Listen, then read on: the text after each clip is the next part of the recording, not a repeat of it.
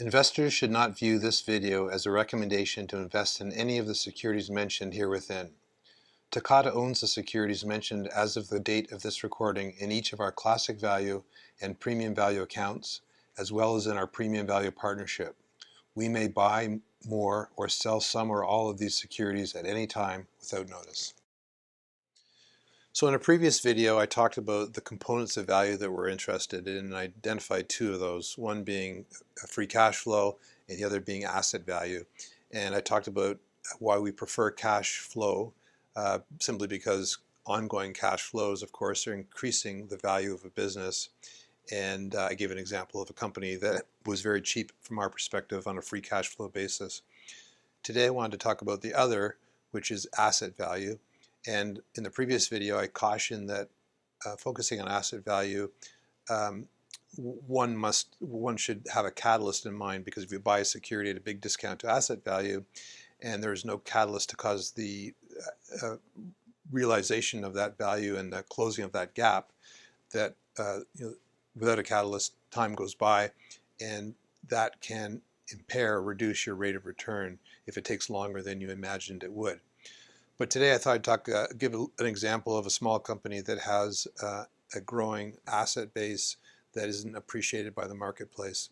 So there's a company called Moneta Porcupine, which is a small gold firm listed on the Toronto Stock Exchange. Now, we're not really big gold investors, but we found this value disparity to be of interest. That company just produced a resource report that shows 1.3 million ounces of gold in the ground at an attractive grade using a pretty conservative what's called cutoff.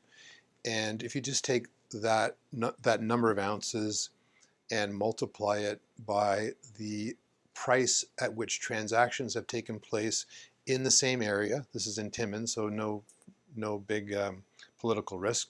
It's in the Timmins area.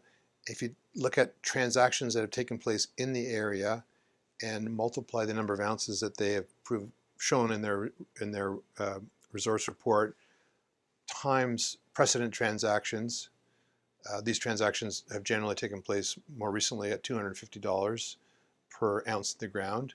And let's be more conservative. Let's say $150 per ounce in the ground. Maybe the environment was a little bit more optimistic for gold mining companies at that time. So taking the resource report of 1.3 million ounces times $150 gives you a value of the gold in the ground divided by the number of shares that are outstanding at this time, and you come up with a price of 70 cents as compared to a 10-cent stock price. So there's an example of where there's a big disparity between an asset value and a share price. In this particular case, it's very likely that the company will continue to prove out incremental ounces, and it's very likely that, given the area in which they operate, the fact that there are many mid-sized mining companies looking for resources, and that the mills in the area operate below capacity, and those mill owners are looking for capacity to put through their mills, it's very likely that a transaction will result for this company.